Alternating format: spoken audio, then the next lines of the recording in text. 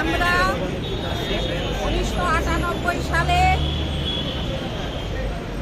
অনেক আশা নিয়ে জনতা ব্যাংকে জয়েন করেছিলাম। আমাদেরকে তখন বলা হয়েছিল যে তোমরা একটা সুন্দর সময়ে ব্যাংকে আগমন করেছো, তোমরা খুব শীঘ্রই শূন্য পদ পাবে। সিনিয়ররা যারা মুক্তিযুদ্ধের পরে ব্যাংকে জয়েন করেছিল তারা রিটায়ারমেন্টে যাবে এবং তোমরা দ্রুত ফাঁকা পদগুলোতে পদায়িত হয়ে উচ্চ পর্যায়ে যেতে পারবে।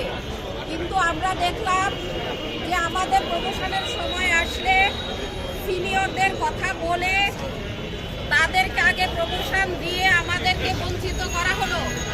গত 15-25 বছর ধরে যখন আমরা বঞ্চনার শিকার হলাম এবং আমাদের উপরে কিছু পদ সৃষ্টি হলো, তখন দেখা গেল অর্থ মন্ত্রণালয় একটি প্রজ্ঞাপন করলো যে প্রজ্ঞাপনের দ্বারা সব ব্যাংক গ্লোবাল প্রমোশন হবে এবং আমাদের ফাঁকা জায়গাগুলোতে অন্য ব্যাংকের জিএমরা এসে পদায়িত হলো। ইতিমধ্যে 5 জন জিএম অন্য ব্যাংক থেকে আমাদের ব্যাংকে পদায়িত হয়েছে এবং অল্প সংখ্যক পদ যেগুলো সৃষ্টি হয়েছে আমাদের সামনে যখন প্রমোশন তখন সেই পদগুলোকেও তারা নিয়ে যাওয়ার জন্য পায়তারা করছে। আমরা অর্থ মন্ত্রণালয়ের এই প্রজ্ঞাপনের বিরুদ্ধে তীব্র প্রতিবাদ জানাই।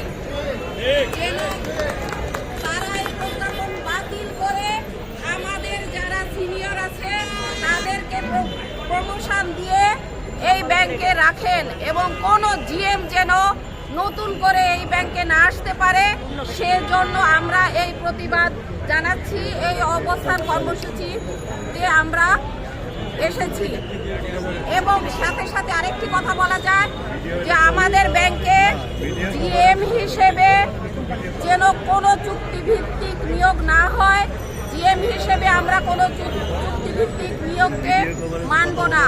আমাদের উপযুক্ত প্রার্থী রয়েছে, তারা এখন প্রমোশনের যোগ্য হয়েছে, তাদেরকে প্রমোশন দিয়ে সেই সব যোগ্য স্থানে পদায়িত করতে হবে।